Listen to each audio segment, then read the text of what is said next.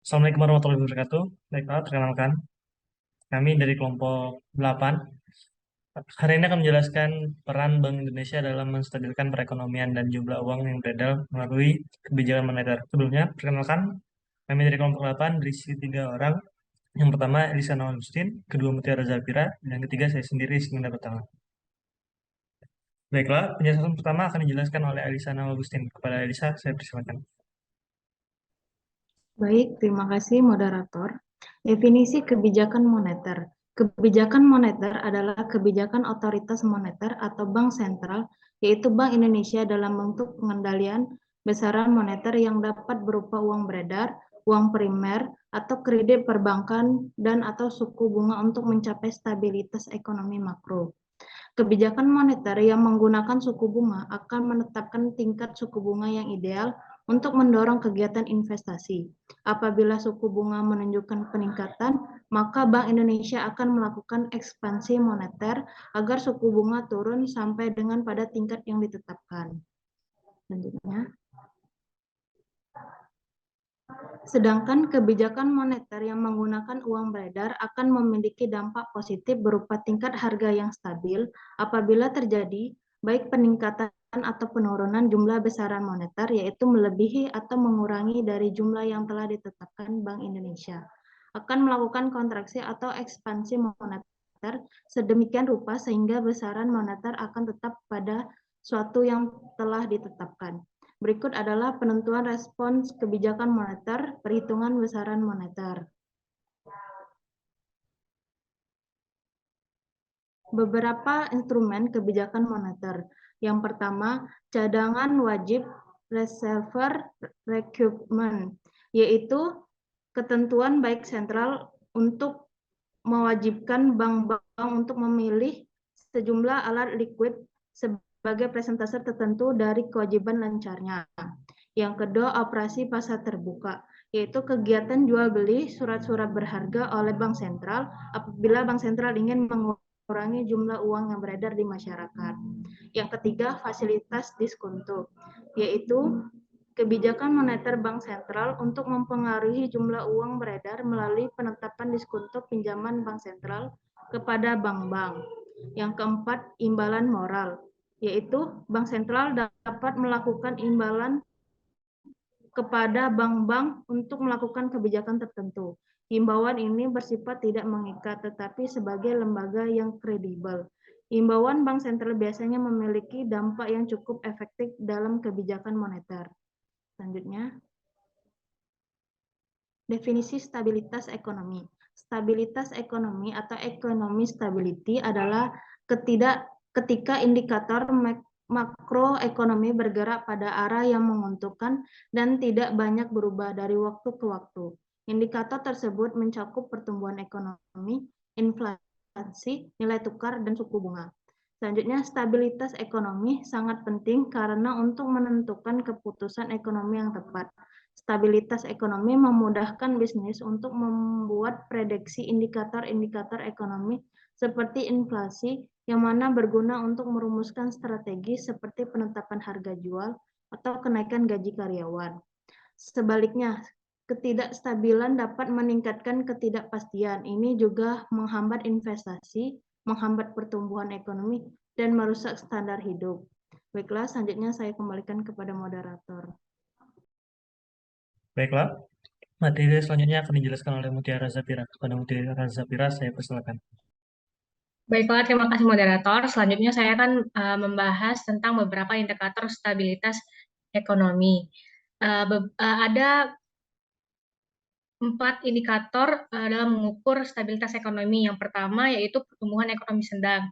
Artinya jika PDB naik pada tingkat yang sangat tinggi, tekanan inflasi dapat meningkat. Jika tingkat kegiatan ekonomi meningkat pesat dalam waktu yang singkat, harga-harga dalam perekonomian juga akan cenderung meningkat dengan cepat. Namun, gaji tidak bervariasi pada tingkat yang sama. Selanjutnya, ada tingkat pengangguran berkurang. Artinya, perekonomian stabil mendekati tingkat pengangguran alamiahnya. Hal ini memungkinkan sejauh tingkat pekerjaan meningkat karena pertumbuhan PDB. Kemudian, selanjutnya ada mata uang yang stabil. Bagian dari stabilitas adalah nilai tukar tanpa fluktuasi yang kuat. Jika kondisi ini terpenuhi, eksportir dan importir dapat membuat proyeksi dengan ketidakpastian yang lebih kecil. Dan indikator selanjutnya adalah saldo di neraca pembayaran. Jadi ketika di suatu negara pendapatan dari luar negeri melebihi pengeluaran, neraca pembayaran positif. Akibatnya cadangan devisa menjadi tumbuh. Sumber daya ini yang mengatur oleh otoritas moneter. Dilakukannya penting karena dapat digunakan untuk membayar utang luar negeri atau untuk campur tangan di pasar valuta. Selanjutnya, Selanjutnya adalah jumlah uang yang beredar. Jadi menurut Bank Indonesia, uang beredar sendiri adalah suatu kewajiban sistem moneter, yaitu Bank Sentral, Bank Umum, dan Bank Perkreditan Rakyat atau BPR, terhadap sektor swasta domestik, yaitu tidak termasuk pemerintah pusat dan bukan penduduk. Kewajiban yang menjadi komponen uang beredar terdiri dari uang kartal yang dipegang masyarakat, di luar Bank Umum dan BPR, uang giral, uang kuasi yang dimiliki oleh sektor swasta domestik, dan surat berharga selain saham yang diterbitkan oleh sistem moneter yang dimiliki sektor swasta domestik dengan sisa jangka waktu sampai dengan 1 tahun. Selanjutnya, terdapat 4 jenis jumlah uang yang beredar. Yang pertama, M0 hanya terdiri dari uang kertas dan uang logam yang kita pegang sehari-hari, yang tidak dipegang oleh bank maupun pemerintah. Yang kedua, yaitu M1 adalah M0 ditambah dengan simpanan dalam bentuk rekening koran atau demand deposit. Kemudian, pengertian demand deposit sendiri adalah tabungan yang dimiliki oleh masyarakat di bank yang dapat dicairkan sewaktu-waktu dan merupakan perhitungan jumlah uang beredar yang paling liquid. Kemudian yang ketiga adalah M2.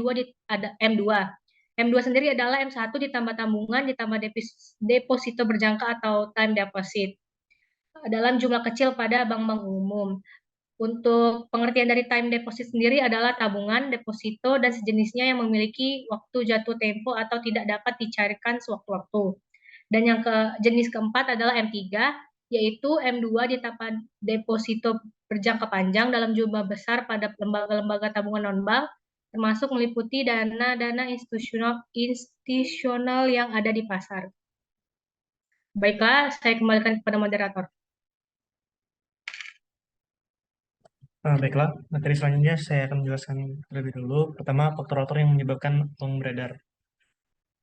Yang pertama itu kebijakan bank sentral yang berupa kebijakan moneter yang meliputi kebijakan diskonto, operasi pasar terbuka, giro wajib minimum, kredit selektif dalam mencetak dan mengedarkan uang kartal. Yang kedua, kebijakan pemerintah untuk menambahkan pengeluaran pemerintah government spending dalam anggaran pendapatan dan belanja negara atau APBN. Selanjutnya ada inflasi. Inflasi merupakan suatu keadaan perekonomian di mana tingkat harga dan biaya umum naik. Di bidang moneter, laju inflasi yang tinggi dan tidak terkendali dapat mengganggu upaya perbankan dalam pengarahan dana masyarakat karena tingkat inflasi yang tinggi menyebabkan menurunnya tingkat suku bunga real. Dengan turunnya tingkat suku bunga real, keinginan masyarakat untuk menabung semakin berkurang dan hal tersebut dapat berakibat pertumbuhan dana perbankan yang bersumber dari masyarakat menurun. Selanjutnya ada beberapa faktor yang mempengaruhi terjadinya inflasi. Pertama, meningkatnya permintaan. Meningkatnya permintaan ini inflasi yang terjadi disebabkan karena peningkatan permintaan untuk jenis barang atau jasa tertentu. Dalam hal ini, peningkatan permintaan jenis barang atau jasa tersebut terjadi secara menyeluruh. Hal ini bisa disebabkan oleh beberapa faktor, di antaranya meningkatnya belanja pemerintahan, meningkatnya permintaan barang atau untuk diekspor, meningkatnya permintaan barang untuk swasta. Yang kedua itu ada meningkatnya biaya produksi. Inflasi ini terjadi karena meningkatnya biaya produksi, adapun peningkatan biaya produksi disebabkan oleh kenaikan harga bahan baku, misalnya harga bahan bakar naik, upah buruh naik, dan sebagainya. Yang ketiga itu ada tingkatnya peredaran uang, di mana inflasi ini terjadi karena uang yang beredar di masyarakat lebih banyak dibandingkan uang yang dibutuhkan. Ketika jumlah barang tetap, sedangkan uang yang beredar meningkat 2 kali lipat, maka bisa terjadi kenaikan harga hingga 100%. Berdasarkan keparahannya inflasi juga dapat dibedakan menjadi 4, yaitu inflasi ringan, inflasi sedang, inflasi tinggi, dan inflasi berat. Inflasi ringan adalah inflasi yang mudah untuk dikendalikan dan belum begitu mengganggu perekonomian suatu negara. Terjadi kenaikan harga dan barang atau secara umum, yaitu di bawah 10% per tahun dan dapat dikendalikan. Inflasi sedang, yaitu inflasi yang dapat menurunkan tingkat kesejahteraan masyarakat berpenghasilan tetap, namun belum membahayakan aktivitas perekonomian suatu negara. Inflasi ini berada di kisaran 10-30% per tahun. Yang ketiga, ada inflasi tinggi, inflasi yang parah yang mengakibatkan kenaikan harga sampai 5 atau 6 kali lipat. Masyarakat tidak lagi beringinan untuk menyimpan uang sebab uang merosot dengan tajam sehingga ingin ditukar dengan uang sehingga perputaran semakin cepat dan harga naik secara akseleratif. Biasanya keadaan ini timbul apabila pemerintah mengalami defisit anggaran belanja yang dibelanjakan dan ditutup dengan mencetak uang. Dan yang terakhir itu inflasi sangat berat. Inflasi ini mengacu pada perekonomian suatu negara dan sangat sulit untuk dikendalikan meskipun dilakukan kebijakan moneter dan fiskal. Inflasi ini berada di kisaran 100% per tahun. Bank sentral pada umumnya adalah suatu inflasi yang bertanggung jawab atas kebijakan moneter di wilayah negara tersebut. Bank sentral berperan untuk menjaga stabilitas nilai mata uang, stabilitas sektor perbankan, dan sistem finansial secara keseluruhan. Target atau tujuan yang dilakukan kebijakan moneter sendiri adalah untuk menjaga stabilitas harga, memperbanyak lapangan pekerjaan, dan pertumbuhan ekonomi dan pemerataan pendapatan. Indikator dari kebijakan moneter adalah suku bunga dan uang beredar. Kebijakan moneter yang menggunakan suku bunga sebagai target akan menetapkan tingkat suku bunga yang ideal untuk mendorong kegiatan investasi, sedangkan kebijakan moneter yang menggunakan uang beredar sebagai target akan berdampak pada tingkat harga yang positif. Sedangkan untuk instrumen kebijakan moneter yaitu operasi pasar terbuka, giro wajib, minimum, fasilitas diskonto, dan iuran moral, tujuan Bank Indonesia selaku bank sentral dalam mengatur jumlah uang yang beredar adalah agar tidak akan terjadi inflasi yang dapat menyebabkan harga-harga meningkat. Walaupun penyebab inflasi sendiri tidak hanya dari banyak jumlah uang yang beredar, tetapi tingkat permintaan dan meningkatnya harga produksi suatu barang. Baiklah, mungkin itu saja yang dapat kami sampaikan. Lebih kurang kami mohon maaf. Pada Allah kami mohon ampun. Wabillahi taufiq wal hidayah. Wassalamualaikum warahmatullahi wabarakatuh.